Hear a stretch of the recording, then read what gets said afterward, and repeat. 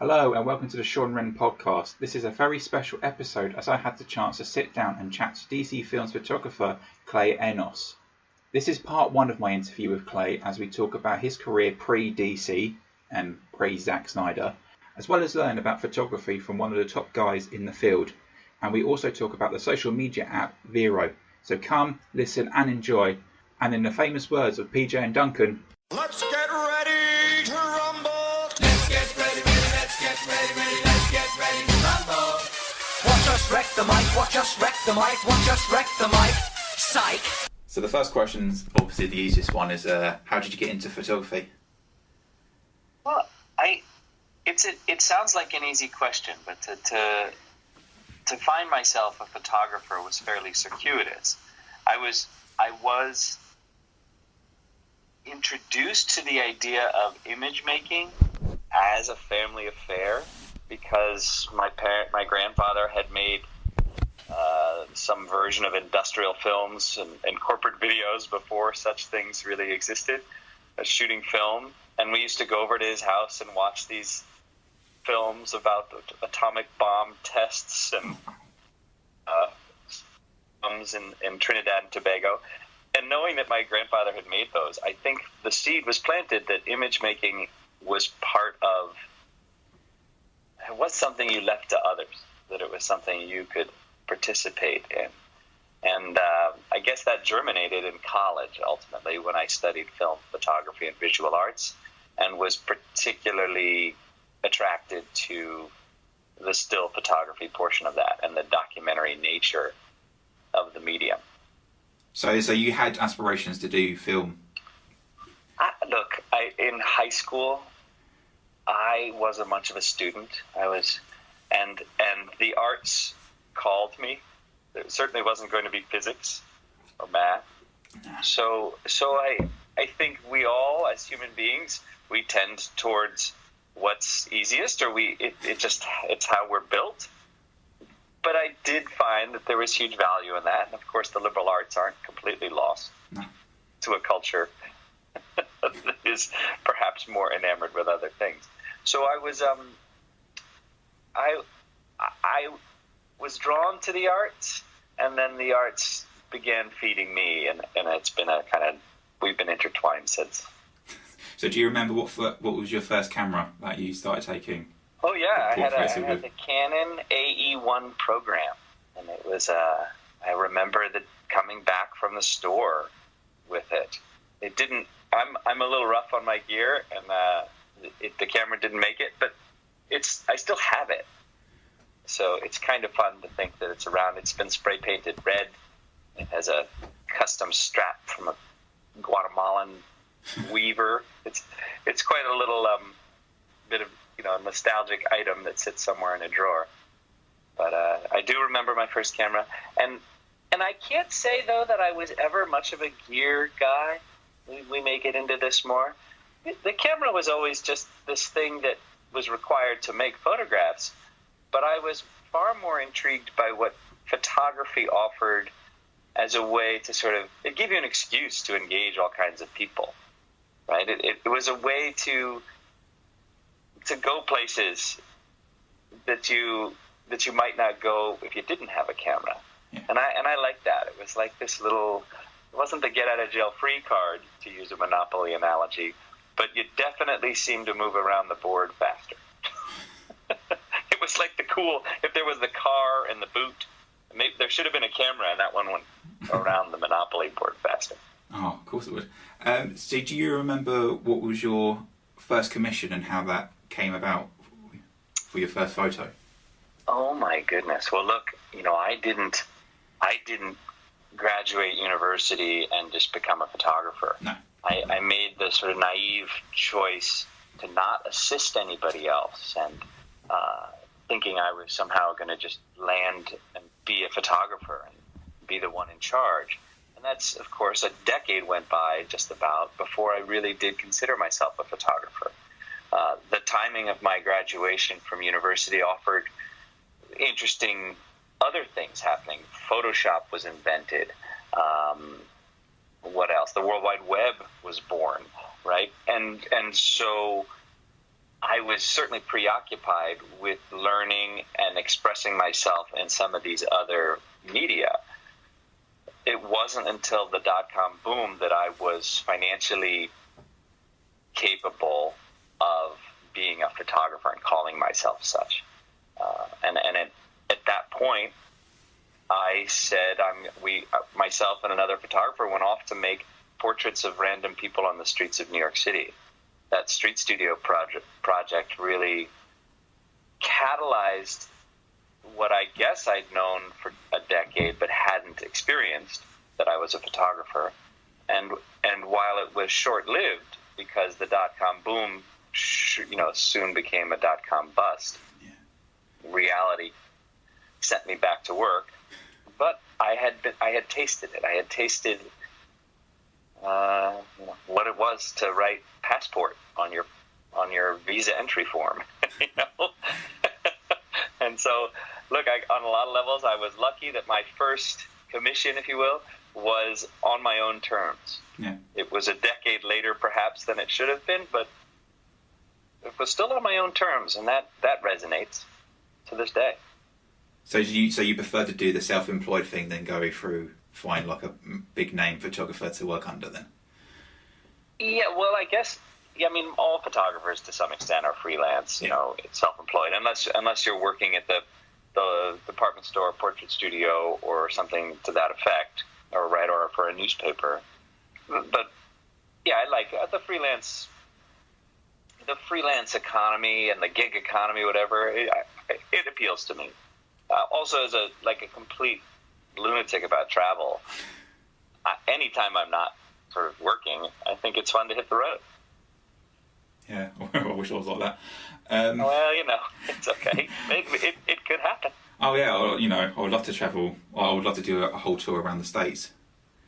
Yeah, nice. Well, certainly if you come to New York, yeah, you could crash on our couch. Oh, brilliant! At least I won't have to buy a gun.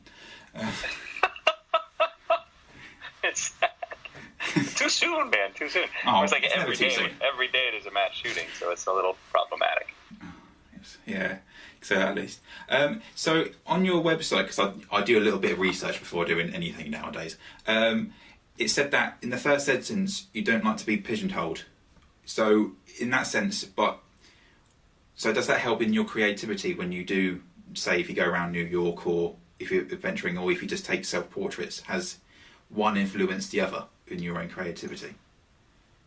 I guess the notion of pigeonholing, while that word and that notion has sort of been part of my bio for almost 20 years, it's increasingly relevant, not just for me, like for all of us. The specialization within our culture, these silos of expertise that people are relied upon to have, also seems to get people very quickly stuck in any given career or even how we think of them, right?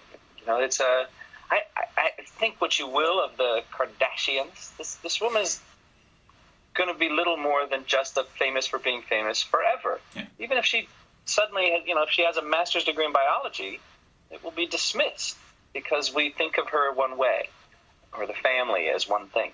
And similarly so, in my career, if I'm a photographer of superheroes, then maybe that's all I ever am to a lot of people.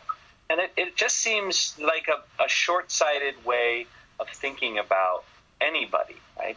Pigeonholing or to create a kind of schema around anything is natural. But I do think that it hinders not only my own way of seeing the world, but how I see others as well. And so to not pigeonhole, to not stereotype, I think this would serve us all well. Maybe, pigeonhole is kind of a softening of stereotype, right? It just has a slightly more career-centric version of the same thing. Yeah. And I think it behooves us all to try and liberate our minds from the blinders that are handy at times, but more often than not, problematic. What style do you prefer to do when you do, take your photos? Is it more of a portrait or landscape? Yeah, look, I'm attracted to human beings. I think that photography is this remarkable science, that I can render. All right, they have photographs of distant planets, and we have photographs of cats. Right? It's sort of this remarkably flexible medium, and my particular strength, but also desire, is to make portraits of people. And even my landscapes, I usually are kind of tinged with the human touch, the human element, or the scars on a landscape left by humans are more intriguing to me than just the pure wonder of nature. I'm not suited for that. Chris Burkhardt and some of the other greats, or Ansel Adams, those folks have a different brain than me. I'd rather go photograph like a strip mine and the miners in it than I would, an alpine forest untouched, an old growth forest in the Pacific Northwest.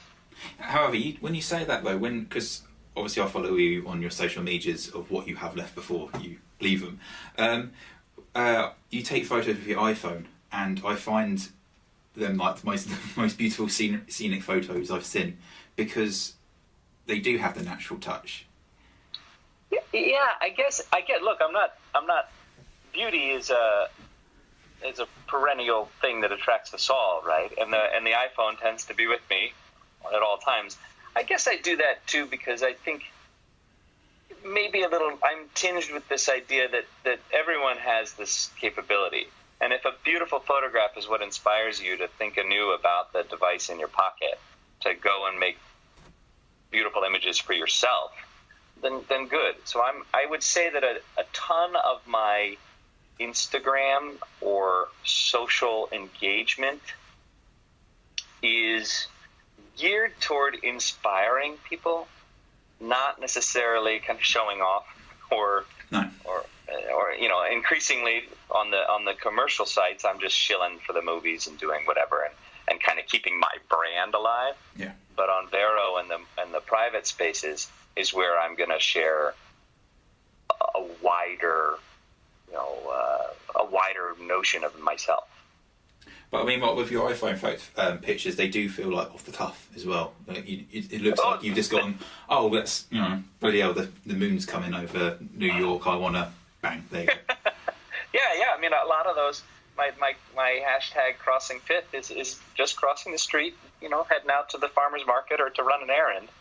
Just being attentive.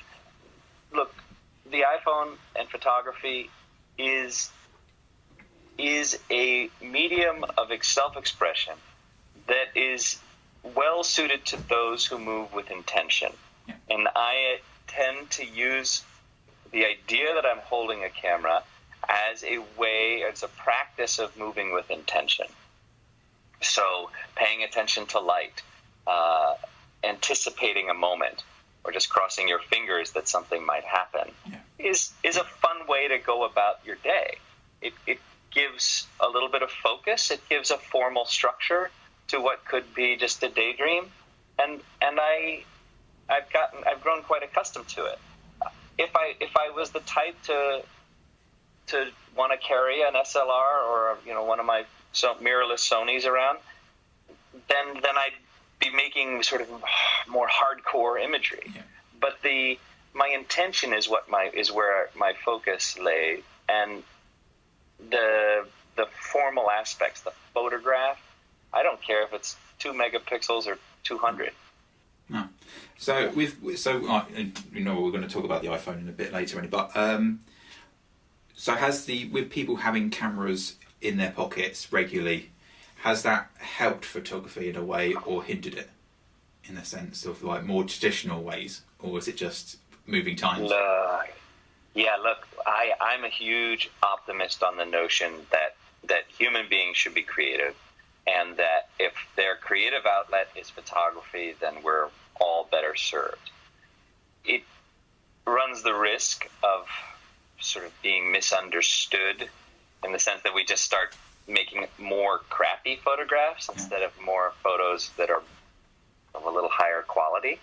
But if we we were all, I use this analogy a lot, if we were all in third grade and we were all finger painters and we all came home and put, our work on our refrigerators, we were displayed, artists in the gallery of our kitchens, then what is it that has us grow up and lose that and stop paying attention to the creativity within us?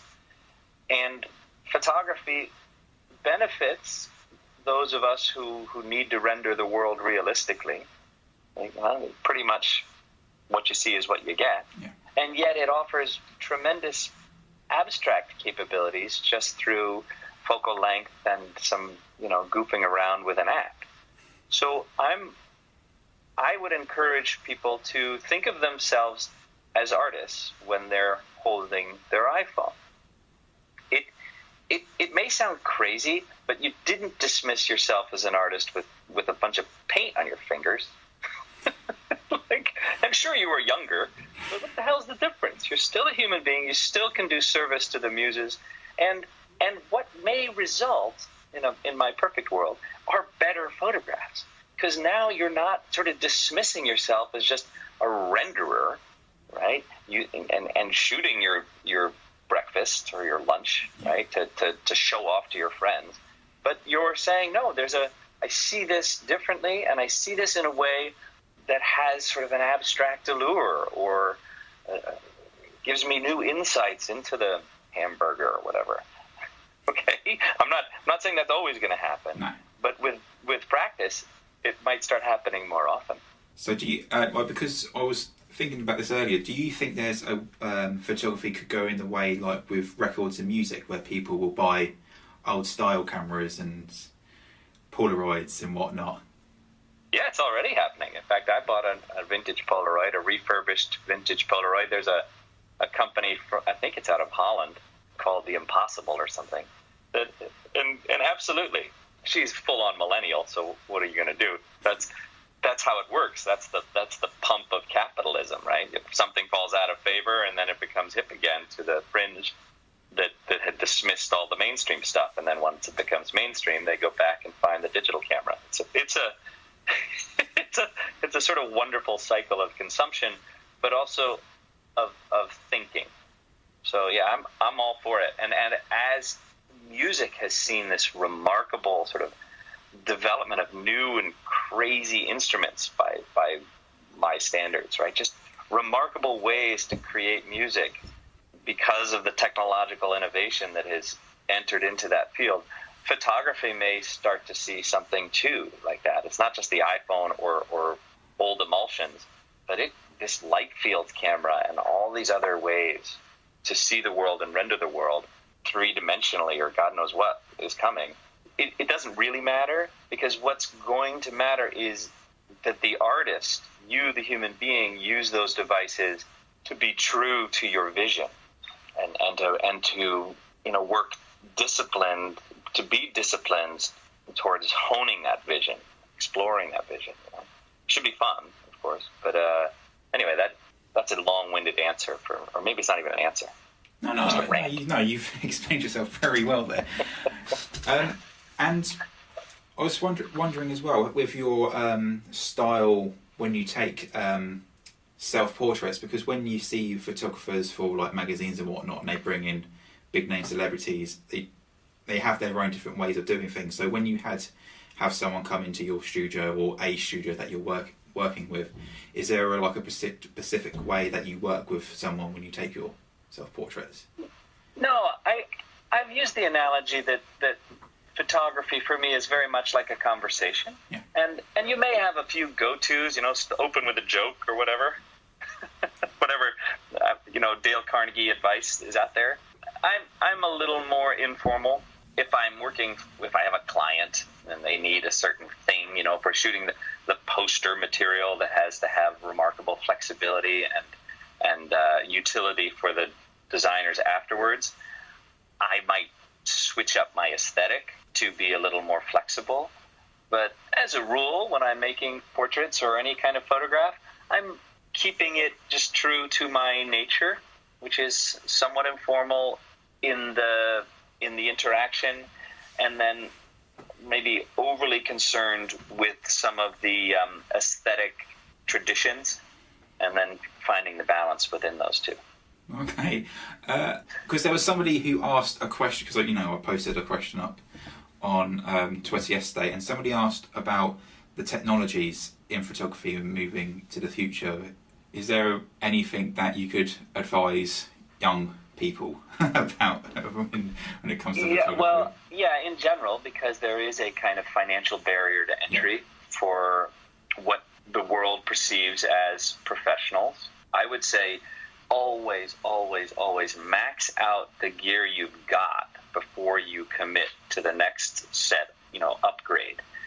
And not only that, but don't even upgrade until somebody's written a check for you to do so. Borrow from friends. Do everything you can in a sort of fiscally smart manner, because good photographs can be made with an iPhone. Like Zack Snyder just made a movie with an iPhone. Like, we're not talking about there's no magic bullet in a camera, right? The same way the classic example, right? A chef doesn't determine the quality of her meal with the pots and pans, right? There's some mysterious. Yeah. She's the conduit through which the food, is brought to life or whatever, right? And fully expressed for our enjoyment. There is this the same. And look, the tech is just getting better and better, cheaper and cheaper. We're in a nice kind of trajectory. So if that keeps going, the longer you wait, the better camera you'll get for the same amount of money. Yeah. And the marketplace, of course, is totally, in general, you get what you pay for. The Sonys, the Canons, the Nikons, the big manufacturers of the world know you better than you know yourself. Right. And so they have price pointed the crap out of every possible piece of gear. If I were to keep going on this gear suggestions, buy the best lenses. Don't worry about the body. Don't be seduced by megapixels and God knows what chip science. Just buy a good lens and then port that from camera to camera to camera. Yeah. I mean, I did photography in uni, and I didn't like my tutor, so I didn't really decide to, because that was the also thing. It's like when I see your photos, it's like I wish I learned a little bit from you before I did photography at uni, because he just went round to say, take photos of these, and I was like, all right, but they're going to be crap. So I wish there was some way that he never taught us in a way that interacted with me. So like listening to you talk about these, like lenses and whatnot, even though sometimes it goes over my head, it might help other people, and it's helping me as well, because I've obviously, I've got a camera phone as well, so I'll be looking at taking pictures in a different light, in a different way now. Yeah, well, good.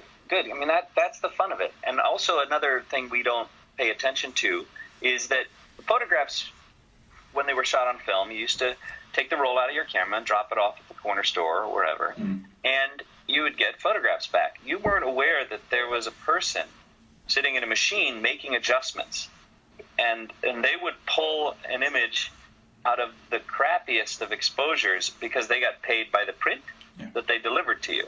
And I think nowadays, when our phones offer the instant gratification of seeing what we photograph, but because of the science involved, that photograph isn't really done. It hasn't been sort of fully realized. The photo finisher, that person that you drop the roll of film off with, you are now that person too.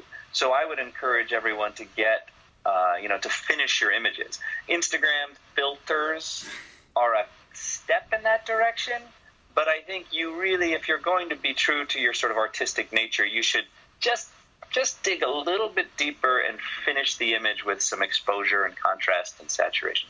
Just some of those basic things. Don't just default to it's somebody else's notion that's really kind of just hijack your brain's kind of presets of nostalgia or hip. You know what I mean? Yeah. Moody. I don't know. They've got all these funny names for their filters, but all they're doing is working on your presets. cliches. Yeah. And we can do better than that. And I would encourage us to do better than that. Okay.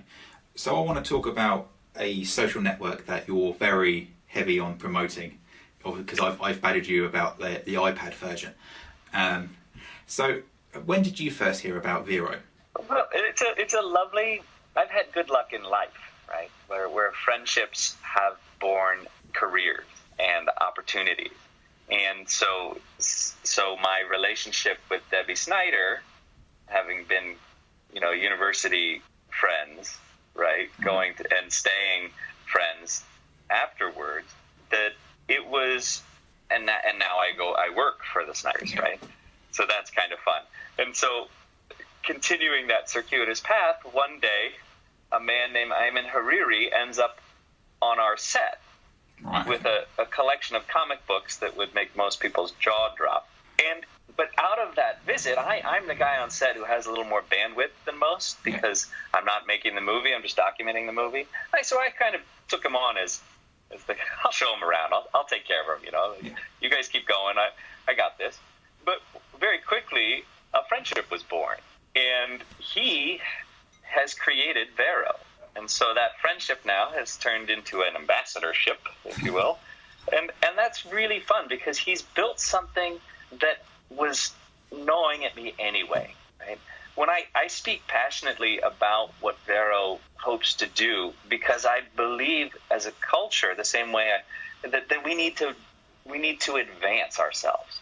We've been seduced on so many levels by the commercial dopamine-driven social media powerhouses that we've forgotten what it means to be truly social. And Vero retakes that back, and it does it commercial free, it does it without algorithms, it does it respecting our privacy. When I say it, I feel like, what in the world is everyone's delay in just signing up and coming on board? It's so patently obvious to me, but I'm closer to it, and maybe because I run as some sort of bleeding heart liberal, socialist, God knows, pick a name. I'm not that person, but it just makes sense. It feels like we've evolved. We've learned what it is to be connected on a global scale, but as if the U.S. election wasn't sort of a clarion call to maybe this stuff's run amok, Vero presents a solution. And it reminds me of so many times when I engage it of what it was like to socialize before all of these devices and before this massive interconnectivity. The intimacy of sharing a film or having come back from the movies and talking about it with my buddies, while riding our bikes in circles, and then coming over to somebody's house and seeing their bookshelf for the first time and having a more profound understanding of who they are and how they became the interesting person that I see in them. That is what Vero brings to me on my phone, and maybe eventually the iPad. I hope so. I've been waiting. I've been irritating you for the last couple of years about this. You're not alone. Debbie Snyder is an avid iPad user, and so she's on him as well. See, because it makes sense. That's why, because it makes perfect sense. I'm sure when he listens to this interview, he'll be smiling. He knows. Look. I had the good fortune of being with all of the developers and the designers and the people developing the Android version. It was so inspiring to see a rather small group of people putting together something that they're all passionate about with almost like a generosity that you don't feel in other companies. Because there's no algorithms. They don't have to spy. They don't have to alert you every time somebody tweets a bit of nonsense. It's a much more sincere approach to engaging the folks you care about and are inspired by. It turns your friends from being an audience into the resource they always were. Right. They were the people you went to for ideas and to bounce your own ideas off. Not somebody you were showing off to or pretending to be and curating your life in such a way that you were perceived as such. We've been somewhat duped, and I would love for us to kind of return to our humanity. Ironically, of course, with this crazy thing in our phone, or with our phones, but it's okay. We can still be human holding our phones and engaging with an app. Okay. Like I said, I find it fascinating. I just wish it was on a... Yeah. it's coming, man. Like they've got a lot of plans, right? Yeah. They're a group of 25 folks. This isn't a giant corporation. This is Ayman, who, I think a lot of folks, early adopters here, come from our superhero community, right? There's no bigger superhero fan than the founder of Barrow, right? He's got a comic book collection that'll knock their socks off, right? And it'll knock 2 pairs of socks off, and your boots. Yeah, so it's and that's cool. That's cool. I think those of us the superhero folks who sort of come to it early and are building communities in there should rest easy knowing that the guy who created it is has a living room filled with superhero figurines. And what better way and an ambassador than having the bloke who directed Justice League as a promoter, as as an ambassador as well. Yeah, for sure, right? And look, we're in a funny time, right? Yeah. Where it seems like if somebody has enough followers, quote unquote, that all of a sudden they're called influencers and they're being showered with goods and they're being completely deceiving in how they're representing. I mean, there's everybody's become a shill and they're monetizing their existence, and it's ugly out there. The fact that Zach and I are ambassadors is natural, transparent, and anyone who comes onto the app will realize this is, of course, you get behind this. This is the future, and monetizing what? It's free. Yeah. Anyway, I'm hopeful. It's a slow grind, but we'll make that happen. So when do you think you'll be fully off the Instagrams and Twitters then? Gosh, I am. It's a hard one. Here's maybe never, right. But let's put them in their place. Yeah. What if Facebook just becomes the white pages? So yeah, I exist, right? I am somebody, as Steve Martin so eloquently said, and I'm there. I exist in the world of Facebook, and so that the long lost friend who suddenly realizes they need to talk to me can find me, right? And let's make Instagram the yellow pages, where all the brands and your plumbers can show their work. Yeah. Right? So a guy like me who has a kind of shill side where I have a movie to promote or to help promote because I enjoyed working on the movie and I want the movie to do well and I want to work on future movies, then Instagram becomes a place for me to promote. It's the yellow pages. Yeah. But let's not kid ourselves. The phone book for time in memoriam was a commercial endeavor. Yeah. and that's great. So maybe I'll always be there, but I won't be there like I really am on Barrow. Obviously, we're going to talk about your interactions with Zach and how you met in a moment. But I want to know how long of a comic book fan you were. Was it from a young age as well, or were you quite late into the game like I was? Oh, I don't even know if I've made it to the game. Right. I'm a fan of the genre of superhero films that I've had the benefit of participating in. My first comic book that I ever read was Watchmen, and I read it on the airplane on the way to Vancouver to make Watchmen. Right. And that's a pretty good start. Yeah, look, I mean, and I thought, look, how do you beat Watchmen? That thing is unbelievable. And then, like so many things in my life, the first cappuccino I had was made by the Guatemalan national champion barista. Right? I've had Baron Philippe de Rothschild came to our house as a kid. But there's some weird. I have some sort of high bar moments that are. Where do you go from there? And if Watchmen's your first comic book, you pretty much you've done everything. You've read one. I know what all comics are about now. So. And then 2 months later, you're chatting with Dave Gibbons. There's nothing. You're just nodding, going, "Yeah, I know exactly what you're talking about." Yes. So I suffer a kind of pop culture. I'm just the worst with all things pop culture. I don't know how to fit television. I rarely get to the movies. That's just never been my place, So it doesn't diminish the fact that I love what I'm doing, and that I have really come to learn the importance of the superheroes in people's lives. Yeah. And I respect that immensely. Now I feel like I know that I'm not just shooting sort of for myself, and that's a neat thing. Yeah. Finally, before we get on to other subjects, I want to talk about, because you travel quite a lot, and you said in the interview already that you travel a lot. So is that a way for you just to escape everything, or is it a mixture of escaping and seizing the moment and taking pictures of the moment as well? Yeah, for sure. When I'm traveling, I don't have to make my bed and clean my room, house. Yeah, like I can. There is a tinge of that for sure. But travel is a way to see your own home anew. Yeah. When you do return from a trip, you can recognize the sort of exoticism that surrounds you, that you become blind to with routine. Yeah. So that is certainly a fun piece of it. But also, here we are on this magnificently interconnected planet on a virtual level. We're equally wonderfully and vastly connected on a physical level. I mean, we're a plane ride away, or a couple plane rides away from almost anywhere on Earth, and for a rather affordable price. It's still out of reach of a lot of people, but it's not so insane to think that with your vacation, you can go anywhere on Earth.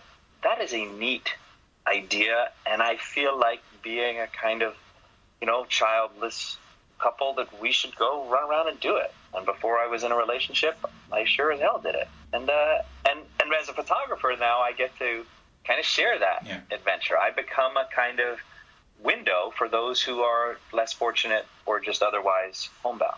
Yeah, I mean, I would love to go to New Zealand and all those places, mainly because of the rugby side of things, but also. That's awesome. Yeah, I've never been to New Zealand. That's a long way away, but it's on my list. Just on that notion of travel, I tend to go to the developing world because I'm not wealthy, right? I can't just go roll around, the 4-star hotels of Rome and Paris.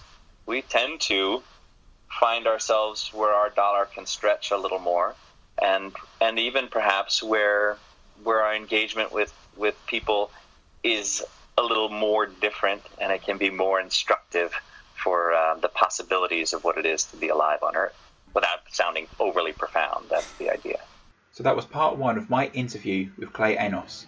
Be sure to come back for part 2 as we talk all things DC, Justice League and Zack Snyder. Follow me on Twitter at Shaun_Wren. Thank you for listening, and goodbye.